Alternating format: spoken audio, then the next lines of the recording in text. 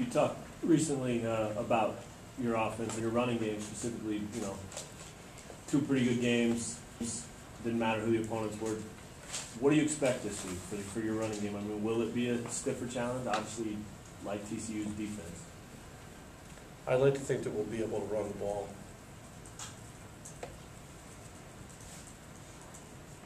You gonna have to do anything different? I mean, well, I mean, schematically, well, let's face it. You know, you got a top line defensive staff. Okay, you just played the scheme, the almost identical scheme last week. So you schemed that scheme to get yourself, you know, besides your players, you know, you created some running lanes, you know, based off, well, he's going to take that away. He's not going to sit there and say, okay, they were running that, so I'm going to let them run, you know, let them have those plays.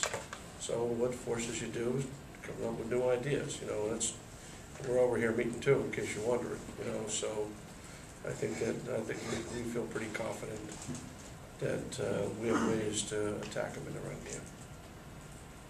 Coach Charlie, you mentioned that it's kind of your job to make sure the team didn't go, I guess, into the tank, so to speak. Have you seen the response since it's gone by a couple of days here that you were hoping for? I let them be in the tank Saturday night because I was in it too. You know, I just can't, you know, I can't act that way. But, you know, by Sunday morning after watching the tape and meeting with the staff and, you know, getting together with the players, then going out there and practicing, the best medicine in sports is to go out there and play again. That's the best medicine. So, I mean, and once we get out there Sunday afternoon, you know, and get through stretching and start hitting each other again, you know, you've already moved on.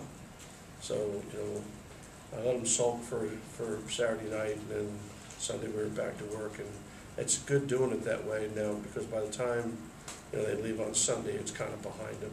And that doesn't mean it's okay. That doesn't mean it's acceptable, but it's behind them, and then you could be moving forward. Taylor Cox is a guy that's, you know, seems very positive and upbeat and tends to shy away from the negativity a little bit. I mean, is he a guy you can kind of lean on right now? I mean, even though he's new to the program, is he a guy you can lean on to kind of help kind of get rid of some of that negativity from last week? There was not very much negativity from Taylor Cox. There was not much negativity from Tony Pearson. If you look at those two players, there wasn't too much negative you could say about either one of them. I mean, you know, they only can do their job. That's what they do. I mean, their job is to be given the ball, and they run as hard as they can, and when they're in a pass game, either catch it or pick up the blitz. That's what they're supposed to do. But I'm very happy with Taylor Cox, and I'm very happy with Tony Pearson. I can put those guys over in this group over here. Those are two guys I'm not worried a whole bunch about. Yeah, but can you use, you know, a guy like Taylor as almost a leader? Taylor's a very quiet person, so Taylor leads by his toughness. You know, he's a tough guy. He shows up, he's the same guy every day. You know, and he's the type of guy you want on your team. He doesn't have to say a whole bunch, doesn't say a whole bunch. But, you know, you better be ready because he's going to bring it on every play. Can that be infectious? I think it can be infectious most of all with the guys blocking for him. Because when all of a sudden he's getting to the second level and he's seeing them run over people or making guys miss, you know, that makes him want to stay on blocks even longer. Just 2 weeks in, would you expect to have better performance from the receivers? I'd say I wouldn't say I'm very happy with the passing game right now. To say that might be an understatement on my part, but I do believe that the passing game has a lot of room for improvement, and I think that it better come on in a hurry, because the better your opponents are each week, you're going to need to score more than 24 points.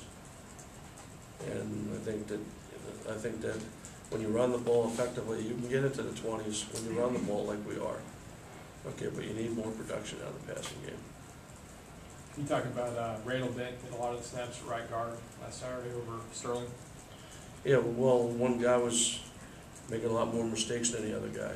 You know, and that really, when it comes down to it, you know, contrary to popular opinion, we're not dumb. And when one guy's making a lot of mistakes and the other guy's not, you play that guy. It really is not that difficult sometimes. Sometimes, you want to theorize, well, why did this happen? Well, one guy's making mistakes and one guy's not. That was pretty simple. It might be the same answer then, but it looks like you shuffled your linebackers a little bit. Anthony's on the depth chart now, and he's outside. Jake's moved over a little bit. Can you just talk about the thought process behind some of that? Well, we're going to play a team this week that, that might just line up and try to pound us some. Okay. So, I mean, you can't play with a bunch of 5'8", 190-pound linebackers. You better be ready to, have some girth in case they just decide to just line up and drill. I don't know whether or not they're going to be in 10 every snap or they're going to come out and be in 22. But I do know, you better have some guys that you can put out there that, that can play with size. You said you wouldn't put Anthony out there till he was ready to let it loose? Anthony's ready to play. Okay. When it comes to turnovers, do you alter your game plan at all to make sure you're capitalizing on them? I don't understand the question. When you get, let's say, great field position from an interception, how do you make sure that you're capitalizing on that and getting points on the board? Well, it depends on where on the field you get that turnover. Okay, it's usually, everyone calls it sudden change. That's what a turnover is called, sudden change. It's a change of possession that no one's really expecting at that time. Okay, if you get the ball in plus territory, your mentality is totally different than if you get the ball in minus territory. Meaning, if you're backed up towards your own goal line, okay, you just come out and play offense. If you get the ball in plus territory, the tendency a lot of times to be more aggressive. What about on defense? Well, I mean, it's sort of the same mentality. Okay, if your offense, if the turnover was back in the other team's territory, you're just ready to play defense. If it's in plus territory, you're trying to keep them from scoring points. How do you keep your momentum if you don't come away with either a stop or some points on the board? You get the offense or the defense, whoever's up next, they got to bail out the other side. That's just the way the game goes. So you got to play football as a complementary game. Not all good things are going to happen. So what you got to do is when one side doesn't get the job done, the other side's got to bail them out. That's just the way it is. Coach, how's Dane reacted to your feeling about the passing game needing market improvement? I mean, he's going to tell you. He didn't come in next. He's going to tell you he's disappointed. That's not a prophetic statement. When we expect to be much more efficient in the passing game, and I think we made strides. We made strides from week 1 to week 2 to eliminate some problems. But still, the bottom line is we need to be much better in the passing game if we're going to have a chance to play against the big boys. I mean, and I'd definitely qualify TCU as one of the big boys. One of the big boys on that offensive line, you said about Blaze Bolts there. Can you talk a little bit about, since he's a local kid, he's got a lot of fans up in our area, so have you seen anything on tape? Yeah, I'm a fan too, that's the problem. He's about 6'4", about 310. So this isn't like, the center and the left guard are both maybe in the 290-ish range. But he's got some size to him now. He's about 6'4", 310, and he's playing next to that freshman right tackle who really is kind of a freak athlete right there. So besides the fact that he plays solid, he's helping bring that kid along, and I think that kid has a chance to be a really good offensive lineman for a long time. Coach, early in the game, the second play of the game, which resulted in an interception, that was a play very similar to you ran in Kansas City a couple of years ago. Is that something that you might return to hope that maybe you guys execute it better? Well, I haven't. To be honest with you, going into a game, I always have multiple flea flickers. No, there's not one. I mean, I have a list of them that are all ready to be dialed up. But there's a risk-reward factor when you call them, as you know. And you call them when they work, everyone thinks they're great. You call them, they don't work, then you're dumb. So the risk-reward factor for a play like that, is high on both ends. Going back to Dane, I mean, he seems like a kid who has very high expectations for himself. Does he wear it a little harder when things aren't going right? Do you have to make sure he's not in the tank? I think he'll be a little bit better today. And that was kind of my, ironic you said that, because that was kind of my Monday night post-radio show conversation, was pretty much on that same subject. Just do your job. I mean, what do we know now about our team that we didn't know 2 weeks ago? Let's start there. Okay, we got a couple of good runners and we can run the ball pretty efficiently. That's what we do know. So if you're a quarterback, then you don't have to bear all the weight on your shoulders. I mean, I'm going to feed the ball to the running backs a whole bunch of times anyway. And even if they stop them, I'm still going to feed the ball to the running backs. Okay, it isn't like I'm going to stop running because, they stopped them a few times. I'm still going to keep doing it. But what does that end up doing? Now it means that we don't have to throw it on every down to win. We just need to be much more efficient when we do throw the ball. I think that's what I'm expecting to see from him this week. How did you feel like Prince was playing up until he got injured? Actually, he's playing pretty well. He's playing two positions. He's playing both. He was playing in our well linebacker, and he's also playing out there at that nickel Sam position right there. So he was providing us some, some decent snaps in the game right there. It hurts. I feel bad for him more than I feel bad for me. Anytime kids got into the mix, new program, got energy and everything like that, and then he gets hurt. I mean, really feel bad for him. We'll put another guy in there, but for him, I feel bad. You mentioned a couple of times a little bit of the psychological advantage, maybe because not a lot of teams are circling KU on the schedule. None. Do you anticipate this game maybe being a little different just because it is TCU's first conference game and they want to come out and make a statement? Yeah, that's what they're saying. Okay, but let's be practical. Okay, let's just sit there and reflect here for a second. So we just lost at home to Rice, right? I got that right? We lost at home to Rice. Blew the game in the fourth quarter, up by 2 scores. So the coaches are going to come in and tell all their guys, hey, this team is much better than that. And the players are going to watch the tape. Okay, I've been there now. I've been that coach trying to tell those players the exact same thing. So no matter how many times those coaches sit there and tell them how good Kansas is, the bottom line is, we got by South Dakota State and we just lost to Rice. So you tell me how much motivation in reality. Okay, so they'll go read these comments here and say this is what Weis is saying. Okay, and try to use that too. But the bottom line is, there's still you still have the tape to look at.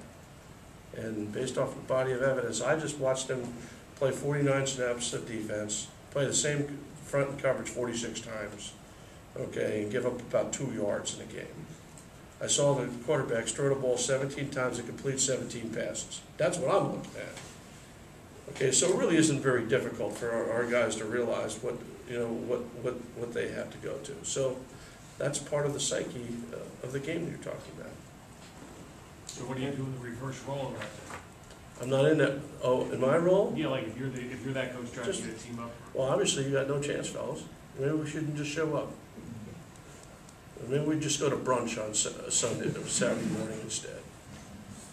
I mean, they'll show up on Saturday. We'll show up. What do you do for motivation of your TCU's coach if you're in that spot and you're facing a team that just got beat by Rice? How do you get the players? Use every tact you can. I mean, we've gone as far as laying mouse traps around the locker room, saying the game's a trap. I mean, seriously, we've done everything. The pro ranks or the column ranks? And both. Yeah, and both. I mean, you try all sorts of things that are symbolic, but at the end of the day, they're a good football team. And I'm not blowing smoke. I mean, they're good in all 3 facets. They used to just be salty on defense, and that's no longer the case. They're really good on offense now. I mean, they're really good. Any players get caught in those traps? That definitely happens. Figuratively, of course.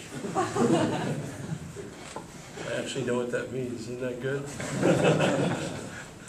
There's been a lot of talk about TCU and how their talent will translate to the Big 12 playing, week after week. It sounds like watching the tape that their personnel looks similar to the They Big 12 definitely team. have. they're definitely an upper level team in this conference. I mean, I've looked at the tape of all these teams in the conference. I mean, this team can hang with all the good ones. I mean, they're well coached. I mean, this guy's a good head coach, and he's a good defensive coach on top of it. Okay, they're well coached, and what they used to win games on defense, now they can win games in multiple ways. And when you get to that point, you know, which they're going to need to, when they're playing against a bunch of good football teams in this conference on a weekly basis. I mean, because you can beat every week in this conference now. There's no week that you go into a game. I mean, we could definitely win this game. Not that most people think that, but it doesn't make a difference who you're playing. You know, every week you go into, you better be ready to go, because you could lose every week you play, or you can win every week you play based off your preparation.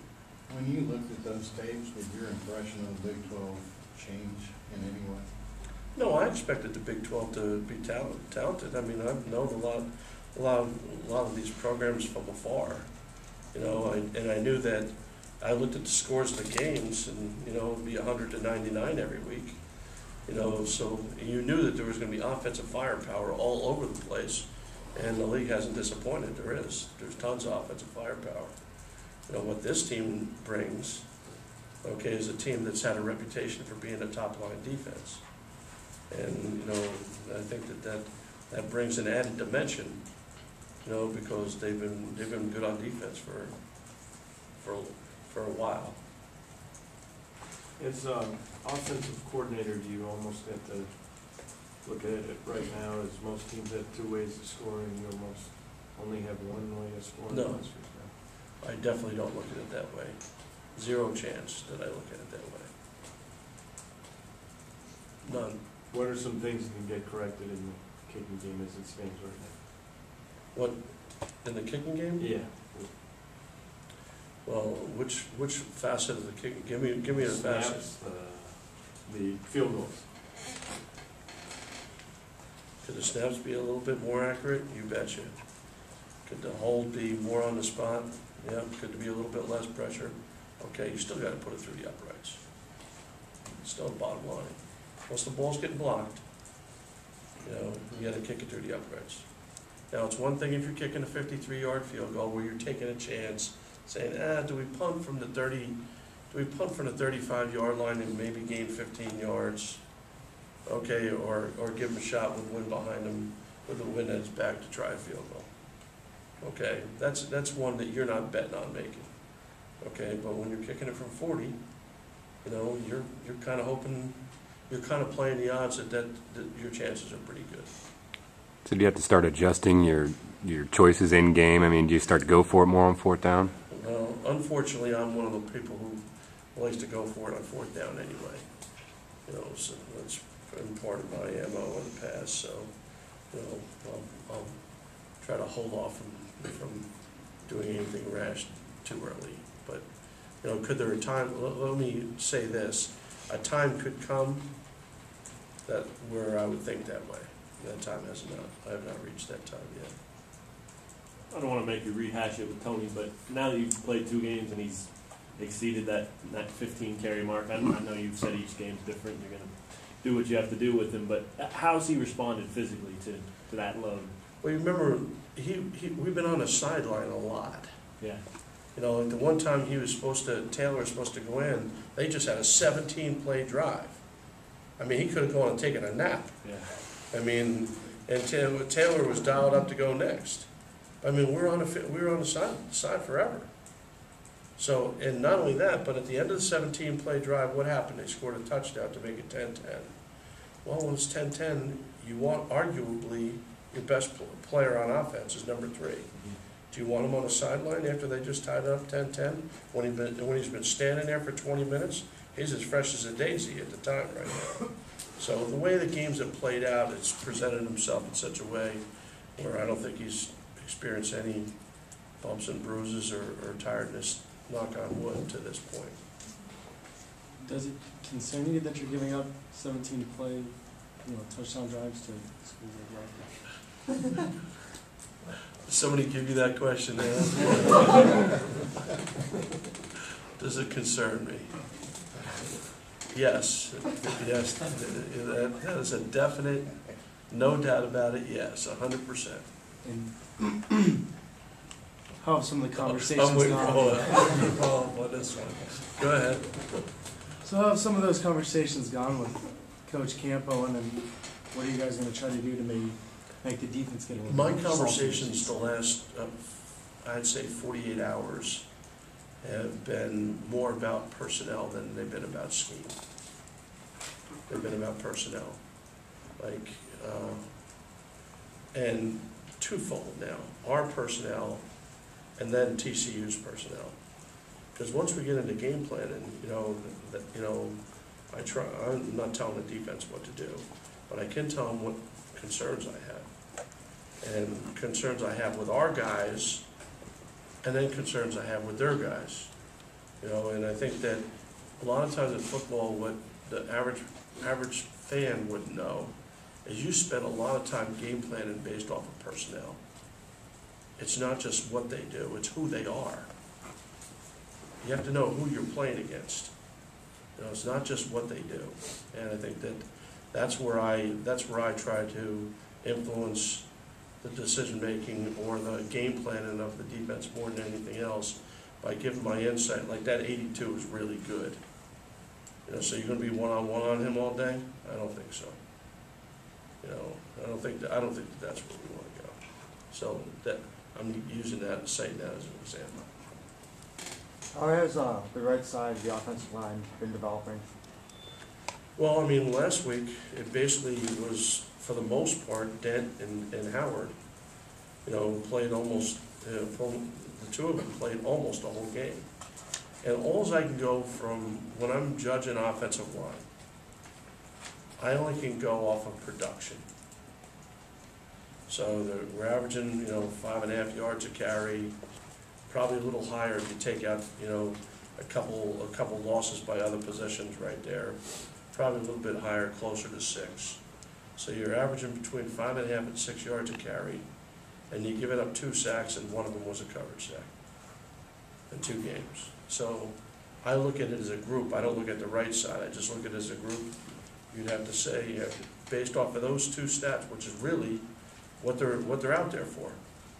Protect the quarterback, protect the quarterback in the pass game, and help you run the football.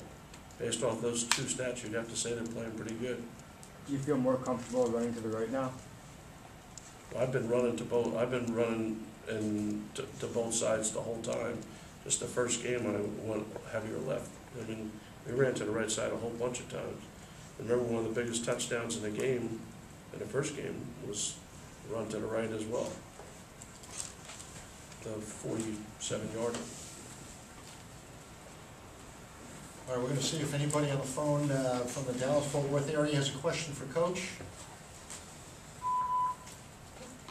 Go right ahead if you do. Please identify yourself. I guess that's a no. See, they're not even on.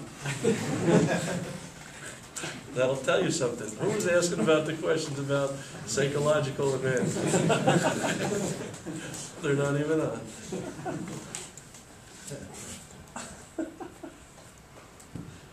You guys are coming out on your toes, though, probably expecting a home run shot pretty soon. And how big is the big play against TCU? They obviously go for that home run early and often.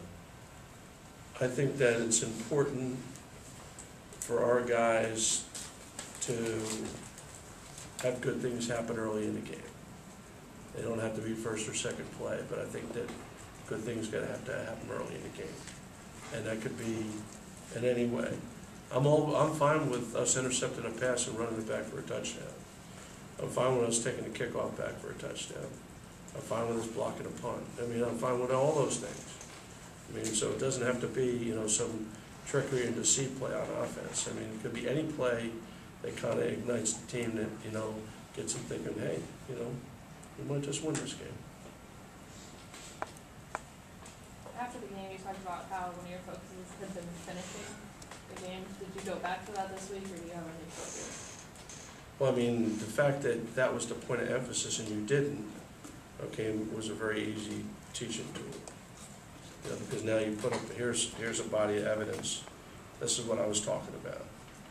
This is exactly this is, you know, when you hate to be prophetic, you hate that to be the case, but when you sit there and talk to them and say, this is one of the problems here, this is one of the things we gotta learn how to do. Now, at the end of the day, when a game is close, okay, I have to believe that, you know, that coaching comes into play. You know, I know the players have to make plays. I know the kicker's gotta make the kick. I know we gotta make the sideline tackle. I know we can't throw interceptions. I got all that.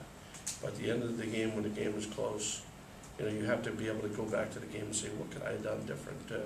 And there's always at least a handful of things that you could have done to alter the outcome of the game. So rather than sit there and put it all on them, I think it's important for the players to know that it's not just you. There's things I could have done things better, we could have done things better, and for them not to shoulder all the blame for an unfavorable outcome. Have you had previous interactions with Gary Patterson? I've talked to him once at the Big 12 meetings, you know, right after recruiting was over. That's the first time I've ever met him. What's the most impressive thing about the way he's done that at not a BCS conference? Well, I think that the most important thing that he's been able to do, you know, he's played really good defense against teams that like to spread it out and throw it all over the yard. I mean, he's beaten Boise State, and he's beaten BYU, and I mean, he's beaten legitimate teams now. It isn't like he's just dialing up every team that can't play. But on top of that, you think about it, no matter where you're playing, if in the last 12 years you lead the country in defense 5 times, that's a tough stat now. That's a big time stat. And now all of a sudden, you know, your offense gets better and better players, and now in your offense, you know, offense is matching your defense. You put yourself in a position where you come into this league not afraid to go against anybody.